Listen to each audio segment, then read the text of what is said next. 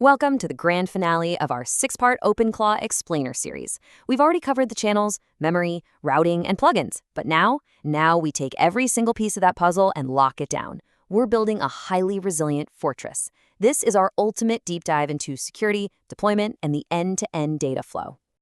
Here's our roadmap for this explainer. We'll start with access control before intelligence. Then we'll be tracing the data flow, looking at Docker deployment variants, and wrapping up with model fallback and resilience. Okay, part 1, access control before intelligence, or building the OpenClaw fortress. So to understand the gates protecting this whole system, we've got to look at the threat model. Your OpenClaw AI assistant is incredibly powerful, right?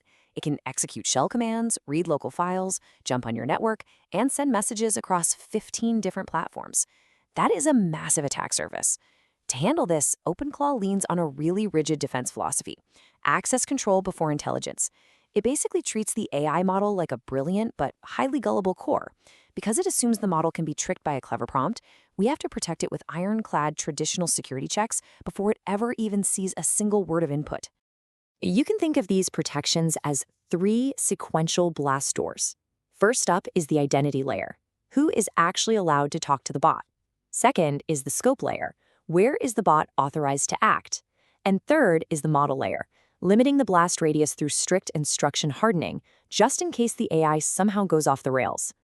Let's zoom in on the primary gatekeeper for that first identity layer, which is DM pairing. By default, OpenClaw just flat-out rejects unauthenticated connections. To get in, users have to input an 8-character alphanumeric code, and that code expires in exactly 1 hour. So if a random spammer stumbles onto your bot on Telegram, they can't just ask your AI for personal files or tell it to execute code. No way. They just hit a digital brick wall. It guarantees absolutely no unknown sender is getting into your local environment. Now, moving over to the scope layer, take a look at the highly specific access levels we've got here. You can grant someone read-only access just to view sessions, approval access to approve or deny tool executions, or admin access for total control. And if you look right below that at the sandboxing setup, you can restrict the AI's workspace access so it's strictly read-only, or even deny network egress entirely. That none setting for network access is a massive deal. It means fail-close defaults are the gold standard here, so even an authorized user can't maliciously trick the AI into leaking your files out to the open internet. Moving right along to part 2, tracing the data flow, the anatomy of a request. Imagine you're just asking your WhatsApp bot for the local weather. What's actually happening behind the scenes? Well, this right here is the entire nervous system of OpenClaw. It perfectly maps out the complete 13-step journey of a single message, literally from the exact second it hits your self-hosted system all the way to the final response. It's this beautifully choreographed sequence of validations, memory loading, model prompting, and plugin hooks. To make sense of it, let's break that massive flow down into 3 quick phases. Phase A covers inbound routing. Step 1, the user sends the WhatsApp message.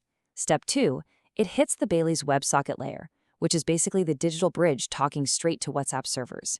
Then, in Step 3, the WhatsApp plugin normalizes that raw text into OpenClaw's internal format. Step 4 checks if there's a fast auto-reply command that can just bypass the AI entirely. And Step 5, that's our critical auth check, where the DM pairing or allow list validation happens before the system takes another step. Assuming you're authorized, we enter Phase B, the cognitive core.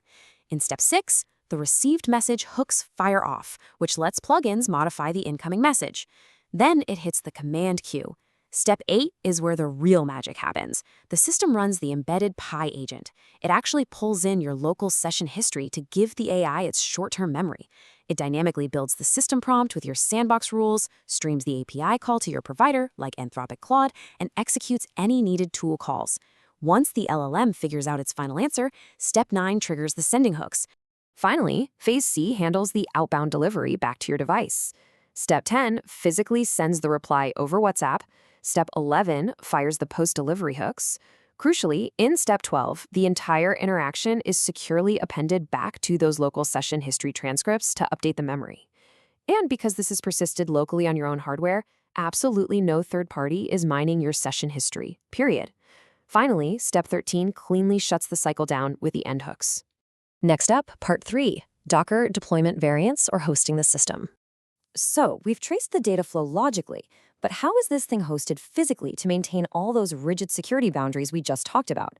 Well, since OpenClaw runs on your own hardware, it relies heavily on containerization to limit the blast radius.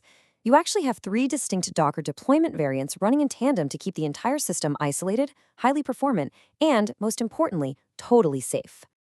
The main production environment runs the gateway and control plane on a robust Node.22 base. But check out the sandbox environments. If the AI decides it needs to execute a potentially risky shell command or run some custom Python code, that execution is completely pushed out to a highly minimal, stripped-down Debian sandbox container. And if it needs to read live web content, it gets pushed to a third, totally isolated browser sandbox running Playwright and Chromium. It's honestly a brilliant level of architectural paranoia. We're talking separation of concerns at the operating system level, ensuring that even if a tool goes rogue, it's trapped inside a disposable box. And our final section, Part 4, Model Fallback and Resilience, the safety net. All right, we've built the fortress, we've established the flow, and we've isolated our execution environments. But, in the real world, we have to account for chaos. Things fail. APIs go down, context windows overflow, rate limits get hit all the time. So if you ask a vital question and Anthropic or OpenAI suddenly spits back an authentication error or just completely times out, how does OpenClaw make sure the entire system doesn't just crash on you? It uses this incredibly smart 5-step cascading safety net. Step 1, auth profile rotation. It seamlessly tries a different API key for the exact same provider. If the model itself is down, it moves to Step 2, model fallback, where it gracefully swaps to a configured backup model.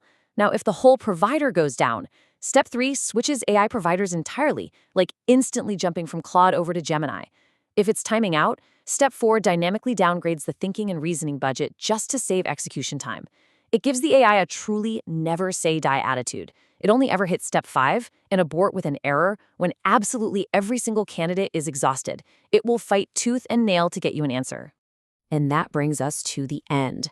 As we wrap up this complete 6-part explainer series, remember the ultimate takeaway here. You do not have to sacrifice security or reliability to break free from big tech. With fail-closed access controls, containerized execution, and these robust fallback chains, you can truly own your AI. The tools are absolutely in your hands. The data is entirely on your hardware. So in a world of cloud monopolies, what will you build with your sovereignty?